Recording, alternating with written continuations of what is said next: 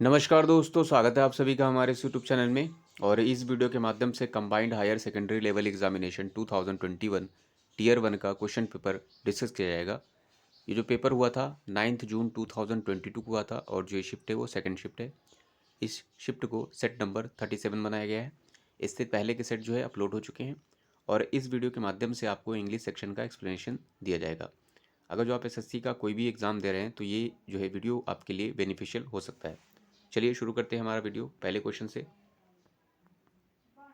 पहला क्वेश्चन हमारे पास दिया गया है, select the most appropriate antonym of the given of the underline word in the following sentence. ठीक है, ये आपका स्टेटमेंट है। You have made only perfunctory attempts to understand me. ठीक है, परफंक जो आपका वर्ड जो है परफंक्टरी का मतलब क्या होता है, इसका मतलब होता है केयरलेस, केयरलेसली। ठीक है, या केयरलेस कह सकते हैं असावधान, या फिर कह सकते हैं विदाउट एनी इंटरेस्ट, बिना किसी इंटरेस्ट के, या हिंदी में आप कहेंगे एवई। तो ये आपका सेंस हो जाएगा परफंक्टरी। इसके लिए आपको एंटोनिम बताना था। ठीक है, जिसमें आपका इंटरेस्ट ना हो, जिसमें कोई आपका सावधानी न बरती जाए, उसे कहेंगे। इसके लिए पहला था अडैमेंट, दूसरा है केयरफुल, तीसरा है बेसिक, चौथा है कैजुअल। अडैमेंट का मतलब जो है अटल होता है, अटल। ठीक है, अनशेकेबल कह सकते हैं आप। केयरफुल का मतलब आपका अलर्ट होता है, विजिलेंट होता है, सावधान होगा।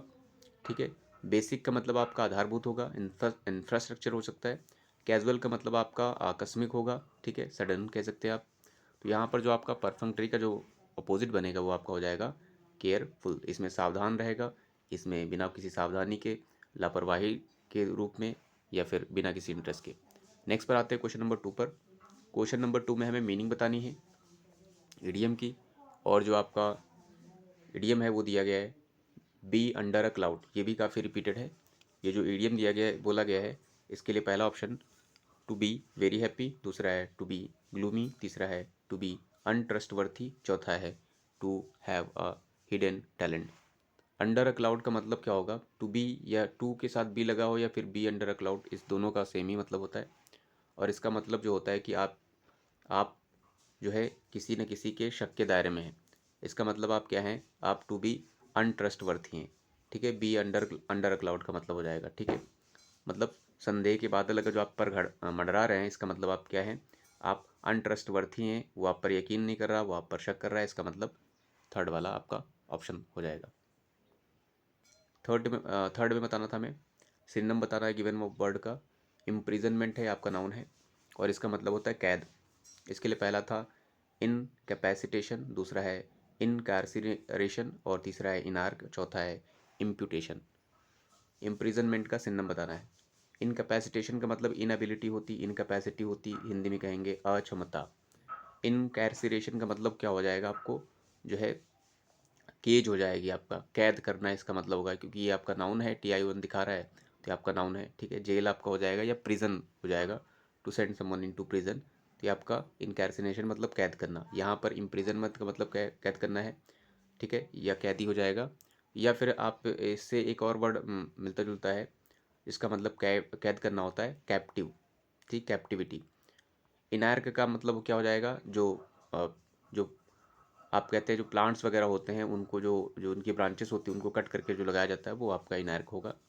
इम्प्यूटेशन का मतलब होता है, ये भी आपका नाउन है, इसका मतलब आपका जो है चार्ज होगा, ये या कहेंगे आरोप लगाना। ठीक है, या दोष लगाना, तो ये आपका होगा लांछन लगाना भी आप कह सकते हैं। इम्प्यूटेशन का मतलब हो जाएगा, क्योंकि ये नाउन है, इससे बनेगा इम्प्यूट। इम्प्यूट का मतलब होता है लांछन या आरोप लगाना। फोर्थ में आते हैं, यहाँ पर बताना है, मीनिंग बतानी थी इडियम की। हिट द सैग, ये भी रिपीटेड है आपका। इसके लिए पहला ऑप्शन था मिस द मार्क है, दूसरा है कन्फर्म द टारगेट, तीसरा है कंप्लीट द असाइनमेंट, चौथा है गो टू स्लीप। यहाँ पर है हिट द सैग। ठीक है, तो इसका जो करेक्ट ऑप्शन था वो आपका है गो टू स्लीप। फिफ्थ में बताना था, इनकरेक्टली स्पेल्ड वर्ड बताना था। पहला था हेलुसिनेट, दूसरा है हाइटस, तीसरा है सैक्रिलेज, चौथा है लॉन्ड्रेट। ये हेलुसिनेट का मतलब होता है इल्यूज़न होता है, आपका भ्रम होता है, ये आपकी करेक्ट स्पेलिंग है। हाइटस का मतलब आपका पॉज होता है, गैप होता है, ये भी आपका, या ब्रेक कह सकते हैं, सही है स्पेलिंग। सैक्रिलेज की स्पेलिंग गलत है, आपका SACRI। ठीक है, LEGE होता है। सैक्रिलेज का मतलब होता है अपवित्रीकरण, आप कह सकते हैं डिफाइलमेंट कह सकते हैं। ठीक है, या डेसिक्रेशन कह सकते हैं। लॉन्ड्रेट का स्पेलिंग भी पूरी की तरीके से गलत लिखी गई है, सॉरी सही लिखी गई है, पूरी तरह से सही लिखी गई है। ठीक है, ये आपकी सही स्पेलिंग है, जो गलत थी वो आपकी सैक्रिलेज थी। सिक्स्थ में बताना था, मीनिंग बतानी थी। ये आपके इडियम की मीनिंग है। इनक्वायरी शीट, इनक्वायरी शीट का मतलब क्या है? पहला इसके लिए ऑप्शन था among scoundrels, in prison, lost your way, in depth. तो जो इन क्वेर शीट का मतलब होगा, या सॉरी इन क्वेर शीट नहीं है, इन क्वेर स्ट्रीट, तो इसका मतलब होता है इन डेप्थ। इन क्वेर स्ट्रीट का मतलब होगा इन डेप्थ।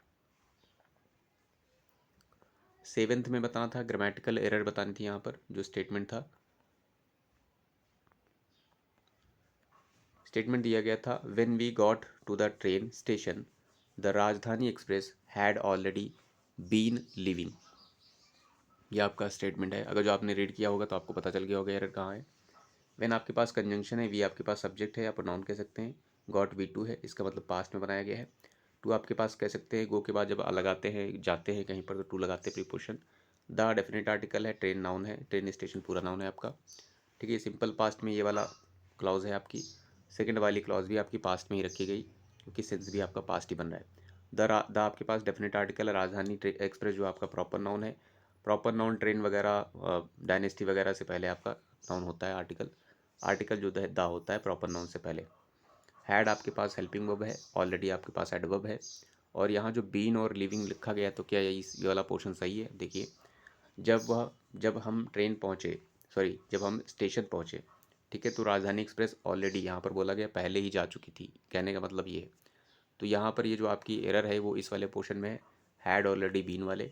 इस वाले पोर्शन में होना चाहिए आपका परफेक्ट टेंस यूज होना चाहिए था, हैड ऑलरेडी लेफ्ट। तो यहाँ पर थर्ड वाले में एरर थी। एट्थ में बताना था, यहाँ पर ग्रामेटिकल एरर बतानी है। यहाँ पर the students and the teachers worked hardly to make the event a success. ठीक है, द स्टूडेंट्स आपके पास प्रॉपर नाउन है स्टूडेंट्स, और ये द जो है डेफिनेट आर्टिकल है, और एंड आपके पास कंजंक्शन है, द डेफिनेट आर्टिकल है, टीचर्स आपके पास नाउन है। ठीक है, या प्रोनाउन कह सकते हैं आप, ये दोनों प्लूरल है यहाँ पर। वर्कड आपके पास V2 है, हार्डली आपके पास एडवर्ब है, और हार्डली जब आपका एडवर्ब आता है तो इसका मतलब न के बराबर होता है, और नेगेटिव एडवर्ब है ये। ठीक है, टू आपके पास प्रीपोजिशन है, मेक आपके पास वर्ब है, द आपके पास डेफिनेट आर्टिकल है, इवेंट आपके पास, इवेंट अ सक्सेस आप कह सकते हैं, इवेंट आपके पास नाउन है। ठीक है, अब जो आपके पास ये पूरा रखा था, ये वाला यहाँ से लेकर यहाँ तक जो स्टेटमेंट है, अगर जो आप इसमें ध्यान से देखेंगे तो आपको एरर मिल गई होगी। द स्टूडेंट्स ये आपका सही है, द के साथ, सॉरी स्टूडेंट्स के साथ आर्टिकल हो सकता है, एंड से भी जोड़ सकते हैं, यहाँ पर भी सही है, ये वाला भी पोर्शन सही लिखा गया है।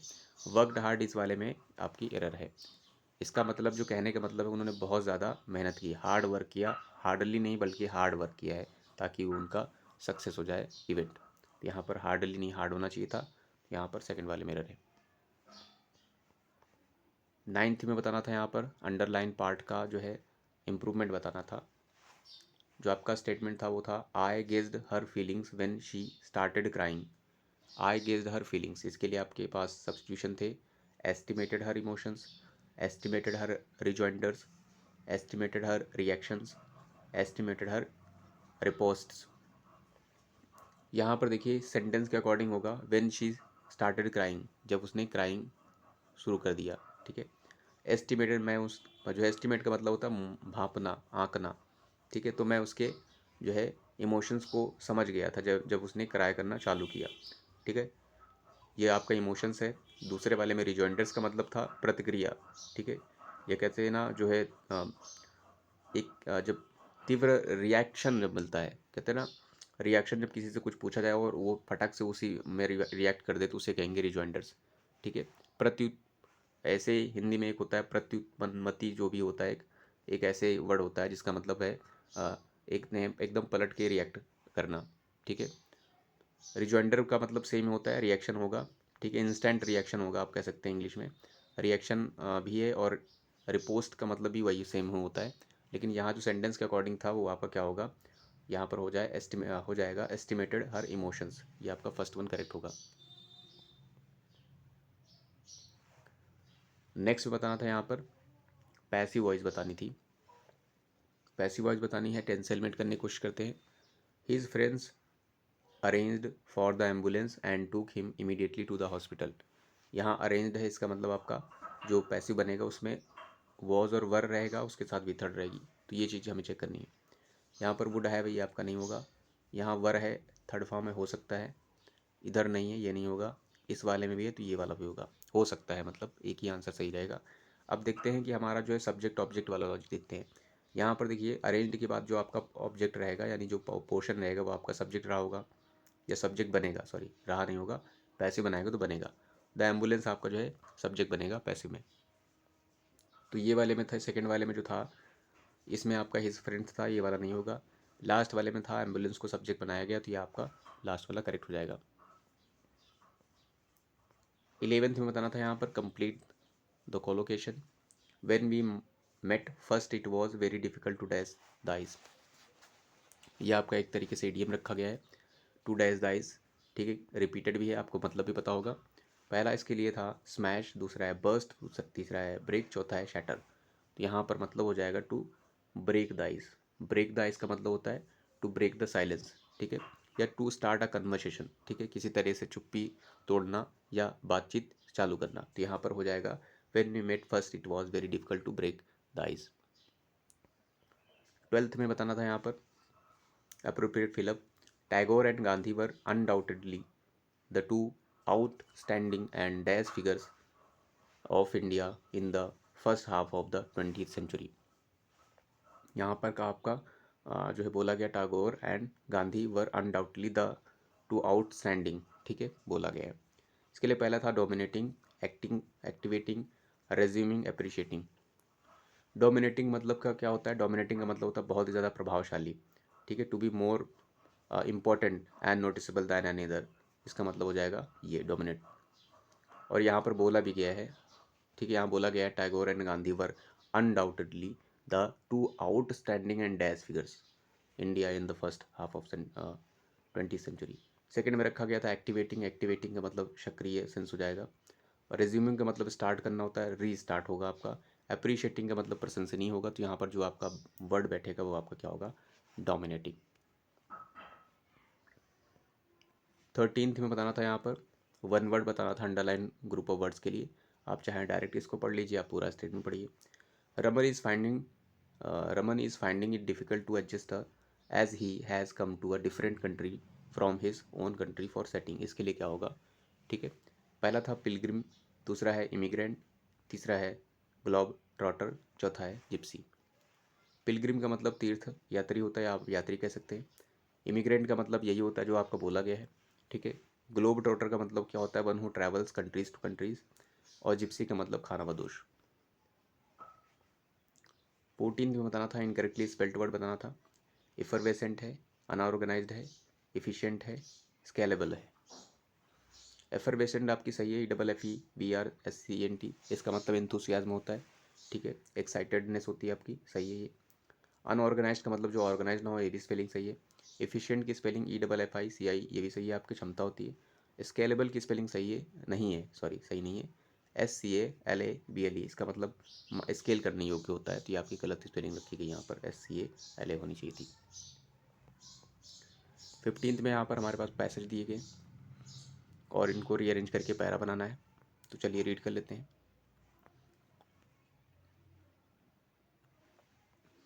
ए में रखा गया था they also resolve to impose restrictions on the Russian central bank's ability to access the deploy the country's war chest of an estimated 630 billion dollar in foreign exchange reserves.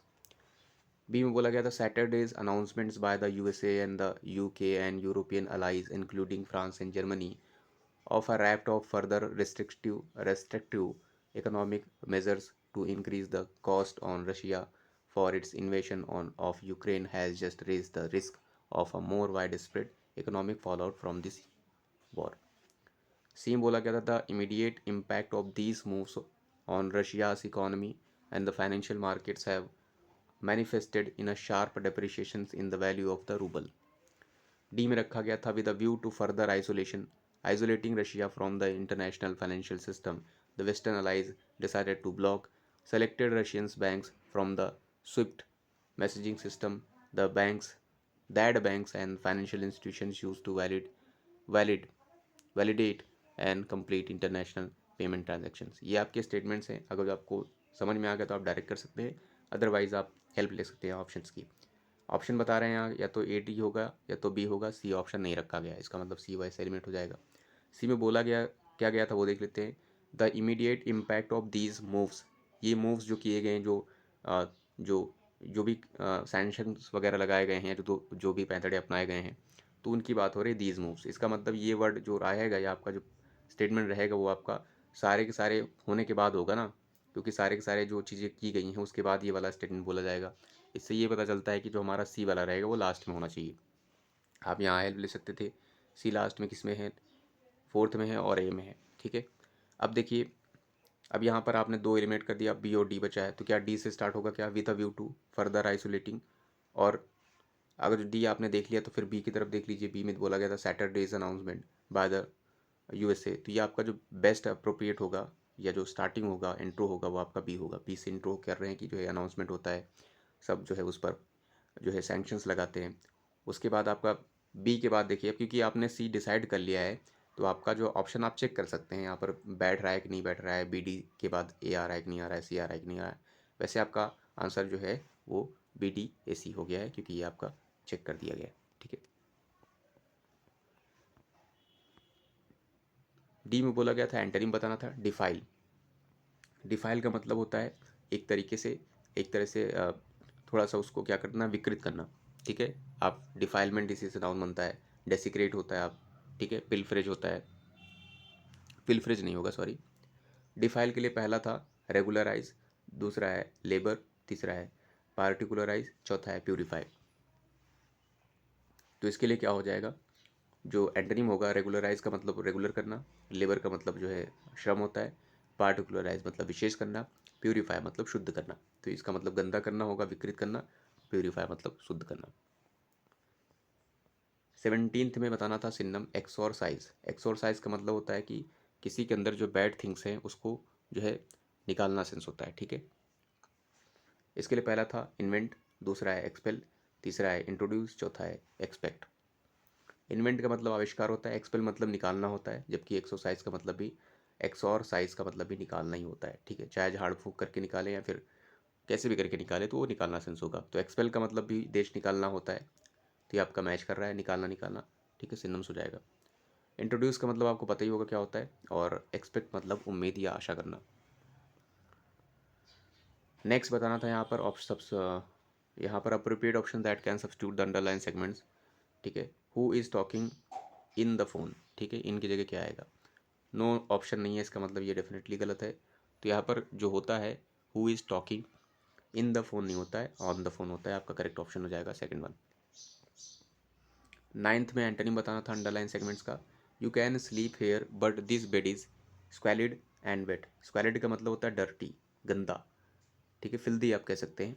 इसके लिए आपको बताना था जो है एंटोनिम, डिसऑर्डरली, अनकंफर्टेबल, क्लीन और painful, ठीक है। डिसऑर्डरली का मतलब जो ऑर्डर में ना हो, अनकंफर्टेबल जो है आपका जो है कंफर्टेबल ना हो, मतलब जो है आरामदायक ना हो, क्लीन का मतलब साफ स्वच्छ हो जाएगा और ये जो है इसका अपोजिट बन रहा है। पेनफुल का मतलब दर्दनायक, सॉरी, दर्द जो है दर्द से मतलब बना हुआ है, ये आपका एडजेक्टिव है, दर्द भरा आप कह सकते हैं। तो आपका जो करेक्ट ऑप्शन बनेगा वो क्या हो जाएगा, थर्ड। 20th में बताना था इनकरेक्टली स्पेल्ड वर्ड, लोकोसिटी है, एथीस्ट है, एंट्रिपिड है, एफ्लुएंस है। लोकासिटी ये क्या है, लॉक मतलब टॉक होता है, CITY बता रहा है ये एक्टिविटी है, ये आपका नाउन है। लोकासिटी मतलब वाचालता होती है, बहुत ज़्यादा बात करने की, ठीक है। द एक्ट ऑफ स्पीकिंग हो जाएगा टू मच। एथीस्ट की जो स्पेलिंग है वो आपकी गलत है, ATHE के बाद आई होता है, तो ये आपकी स्पेलिंग है, इसका मतलब one who doesn't believe in the existence of God. Interpret का आपका बोल्ड होता है, अनडाउंट कह सकते हैं इंटरप्रीट आपका बोल्ड होगा। निडर आपको कहते हैं बोल्ड होता है आपका, और जो है अनडाउंटेड एक वर्ड होता है, ठीक है, वो भी कह सकते हैं। तो जो एग्जैक्ट होगा वो आपका बोल्ड होगा, निडर। नेक्स्ट है आपका एफ्लुएंस। एफ्लुएंस मतलब जो है आपको पता ही होगा। नेक्स्ट पर आते हैं, 21 नंबर पर। 21 नंबर पे हमारे पास पैसेज होता है, जैसा कि आपको पता है। चलिए पैसेज रीड करते हैं और फिलअप करते हैं। पैसेज में बोला गया था, the union budget 2018 and 19 has propose to treat school education holistically without from pre nursery to class 12 समग्र शिक्षा an overarching program for the school education sector extending from preschools to class 12th has been therefore dash with the broader goal of improving schools effectiveness measured in terms of equal opportunities dash schoolings and inequalities equitable learning outcomes. The goal SDG 4.1 states that by 2030 ensures that all the boys and girls complete free, equitable and quality primary and secondary education dash to relevant and effective learning outcomes.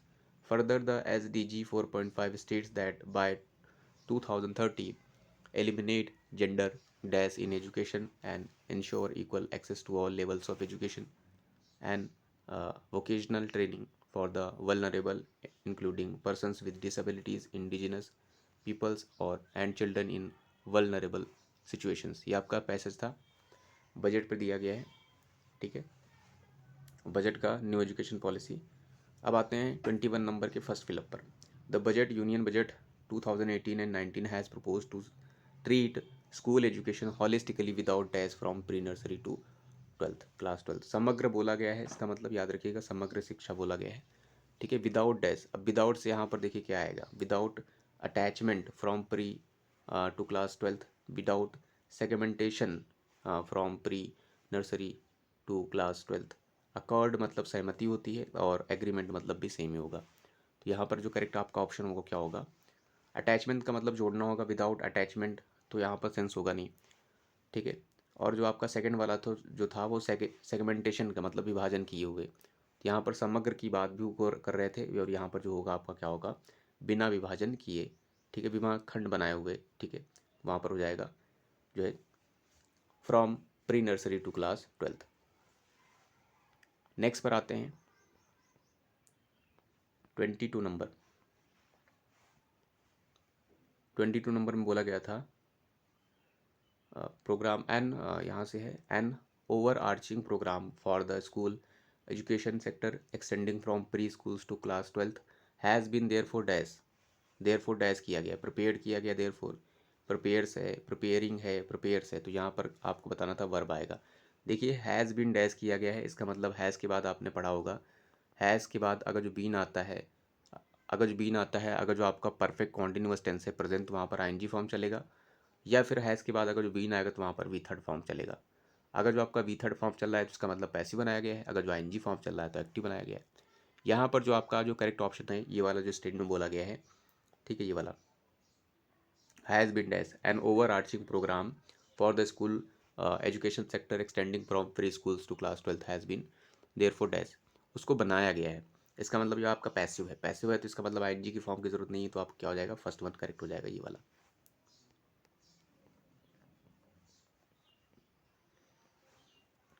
23rd में बताना था हमें, 23rd में बताना है with the broader goal of improving schools effectiveness measures in terms of equal opportunities dash schooling, opportunities dash schooling क्या आएगा यहाँ पर, फॉर स्कूलिंग आएगा, टू स्कूलिंग आएगा, ऑन स्कूलिंग आएगा, एट आएगा। तो यहाँ पर आएगा आपका जो करेक्ट प्रिपोर्शन होगा, काफ़ी इजी भी है, यहाँ पर हो जाएगा opportunities for schooling and equitable learning outcomes. 24th number में बताना था हमें, ठीक है, by 2030 ensure that all boys and girls complete free, equitable and quality primary and secondary education dash to relevant and effective learning outcome, जो हमें relevant और effective learning outcomes देगा। क्या होगा, डैश क्या करेगी, dash to be leading, dash to leading, dash to leads, dash to lead. यहाँ पर जो आपकी करेक्ट आएगी, जो वर्ड आएगा, जो ऑप्शन आएगा वो होगा इंश्योर्स कर रहा है that all the boys and girls complete free, equitable and quality primary and secondary education, ठीक है। टू बी लीडिंग नहीं होगा, ठीक है, यहाँ पर हो जाएगा लीडिंग टू, जो कि लीडिंग करेगा to relevant and effective learning outcomes की तरफ। 25 लास्ट है हमारा। 25 बताना था, यहाँ पर था by 2030 eliminate gender dash in education. Eliminate gender dash in education, gender dash को एलिमिनेट करना चाहते हैं। Agreement, harmony, similarity, disparities. तो जेंडर की जो है एग्रीमेंट तो हो, कोई वर्ड ही नहीं है। हारमनी का भी कुछ नहीं बनेगा, सिमिलैरिटी बिल्कुल नहीं बनेगा, डिस्पैरिटीज़ जो है, ठीक है, असमानताएं वगैरह जो है जेंडर का, उसको जो है एक तरीके से यहाँ पर एजुकेशन में हटा दिया जाएगा, ठीक है, एलिमिनेट कर दिया जाएगा। तो आपका करेक्ट वन होगा last one. So I hope इस वीडियो के माध्यम से आपने कुछ ना कुछ जरूर सीखा होगा। So thanks for watching this video.